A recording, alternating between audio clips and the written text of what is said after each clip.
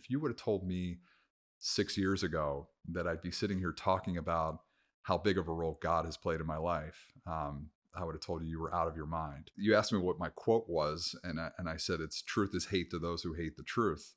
And that is something personal to me because I hated the truth the first time I heard the truth. When I got down here, I met a guy named Jimmy, and Jimmy is sober for 41 years now.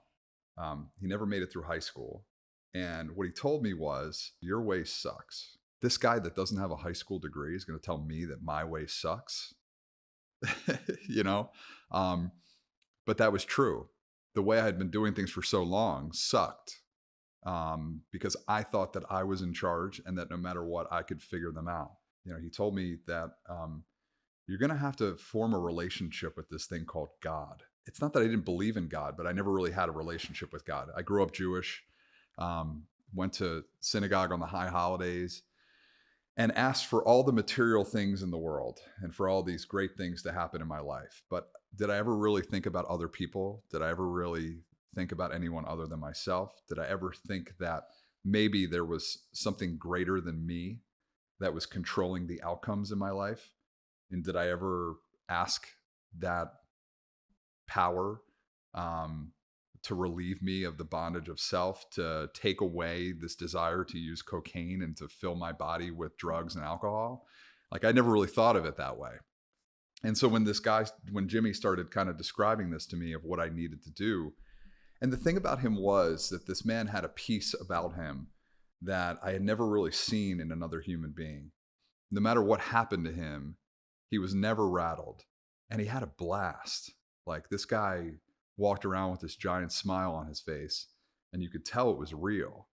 And of all the things that I wanted in life, that was the thing that I wanted most, was to be able to just have peace of mind. Like, that was the thing I had been chasing for so long. My mind was so riddled with all these bad thoughts, and and it was like a constant hamster wheel, and I wanted out of that. And I didn't know there was a way out of that. But I started hanging out with this guy, hanging out with Neil, hanging out with other people who had a lot of time in recovery. Big John told me that I needed to go to these, meetings, on the regular. And I would lie, and I would say that I had other things to do, that I had yoga at Ocean Drive, or I had to play basketball, or I had a meeting. And he just really pushed me and said, you're full of shit. You are so full of shit. Like, you need to make your recovery the most important thing in your life. And if you don't do that, you're going to lose anything that you've gained. Like, if you don't make this recovery thing the most important thing, you will lose everything that you have. I didn't really have much at the time, but he said, as this process goes along, you will lose everything you have if your recovery doesn't come first. And I believed him. I didn't know what it took at that point to get sober and stay sober, but I did come to believe that my way does suck.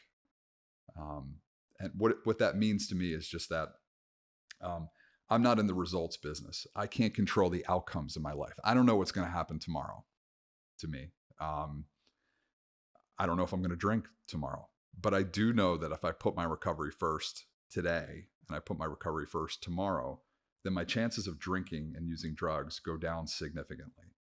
And so I need to reinforce that. I need to actually have a relationship with God. And I hate to make this all about God, and if you would have told me 6 years ago that I'd be sitting here talking about how big of a role God has played in my life, I would have told you were out of your mind. But my faith has been kind of the guiding light throughout this whole journey.